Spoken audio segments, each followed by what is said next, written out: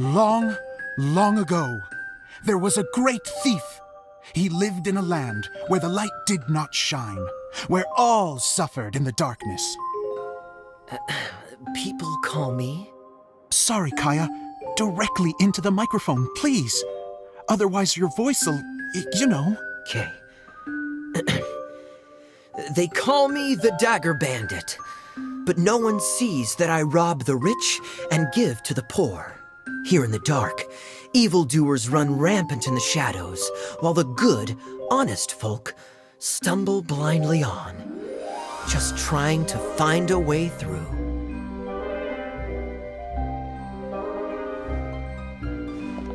As the bandit brooded, suddenly the world was inexplicably changed as a single star appeared on the horizon and flew across the sky.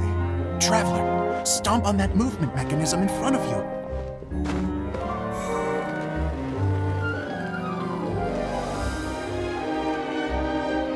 Light.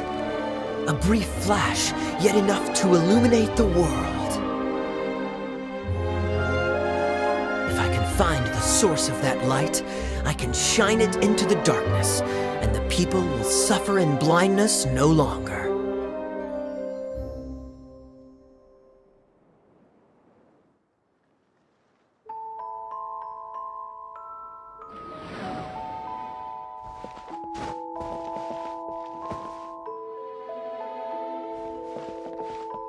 Without a moment to spare, he set off to follow the star's course. All the while, the star kept moving through the sky.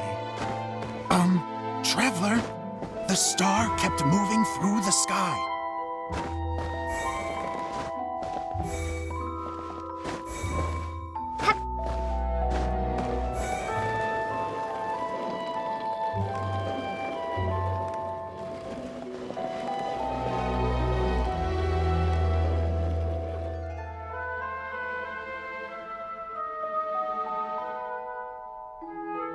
Looks like I have to go through the desert. This could get dangerous. If everything he'd heard was to be believed, the desert ahead was a no-man's land filled with horrors. Worse still, the star had landed in the most difficult-to-reach location, surrounded by sheer cliffs. But he was determined to press onward. I've come this far, and I'm not about to turn back now.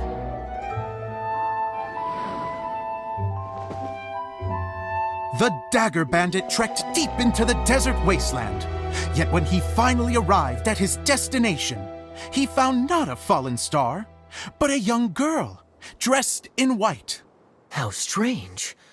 I'm positive this is where the star landed. Young lady, do you know where the light has gone?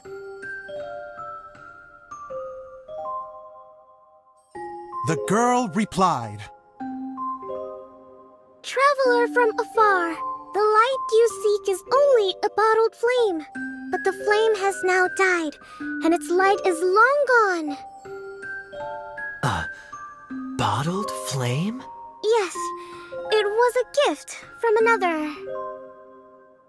And so, the girl began to tell the story of how the bottle came into her possession. The girl hailed from a kingdom that sat atop the waterfalls. But when the reigning dynasty fell and a new one seized power, she and her people fled for their lives. A thick fog began to fill the air as she made her way through the forest, and dense thickets tried to block her path. There is a mechanism down there that you can press to retract the thicket board below the stage.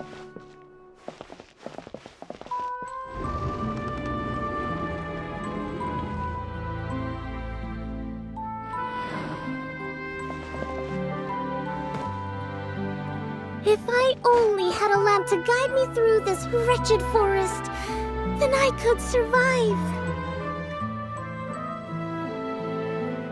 With scratches covering her arms and legs, the girl pressed through the pain and made her way forward. The road ahead was arduous, but she was determined to press onward. I've come this far, and I'm not about to turn back now.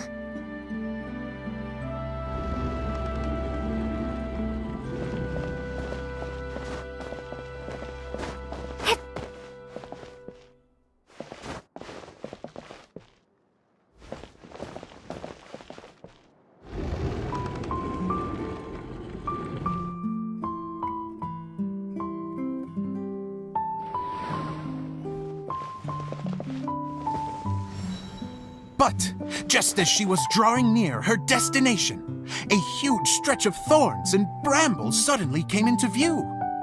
Despair set in and began to weigh on her heart. If only someone could help me, I would give anything in return.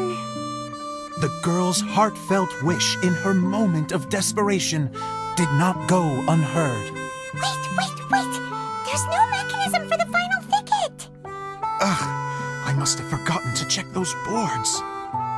According to the story, those thickets should be gone from the stage now, right? Yes, total oversight on my part. Ugh, what a pain. I can help! Traveler, catch!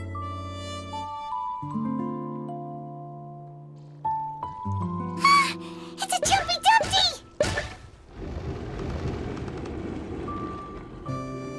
The girl's heartfelt wish did not go unheard, for a Jumpy Dumpty, who was passing by, helped to clear a path for her. Oh, thank you, Jumpy Dumpty. And so the girl continued her journey deeper into the forest. But what she found there was not a lamp, but a mage glowing with fire. So, just to clarify, it was supposed to be the mage who helped burn a path through the thicket. Save it for the end, man! The mage took pity on the girl and handed her a bottle. Then, the mage began to tell the story of how the bottle came into her possession. The fiery mage had an adventurous spirit and enjoyed taking long journeys. On one such journey, while taking rest in an oasis, she found a beautiful bottle by a crescent-shaped lake. Klee, quick, get in the light. Coming! She was an extraordinary mage with the power to grant people their wishes. She turned the bottle into a thing of equally extraordinary power. But the only place that it could make wishes come true was inside of the bottle. Oh me, oh my! Look at this wonderful bottle of mine! It could make a fine toy! But better still, a sojourner's home! The fiery mage blew into the bottle, allowing it to grant one single wish outside its glass walls. To blow into it? Wow, it lit up! A flame was kindled within the bottle, and it began to glow a fiery red, just like the mage herself.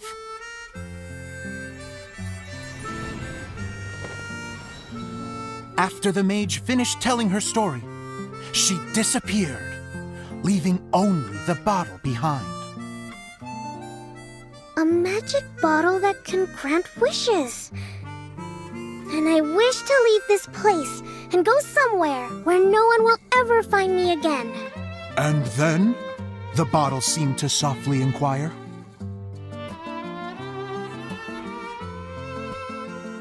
I don't know.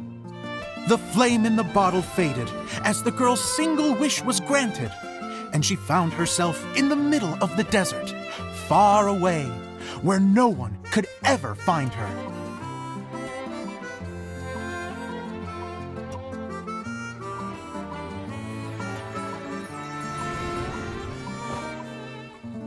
When the Dagger Bandit listened to her story, he sighed in disappointment that the flame with the power to grant wishes outside of the bottle had already died.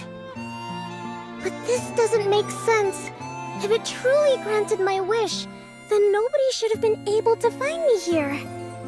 Maybe they shouldn't.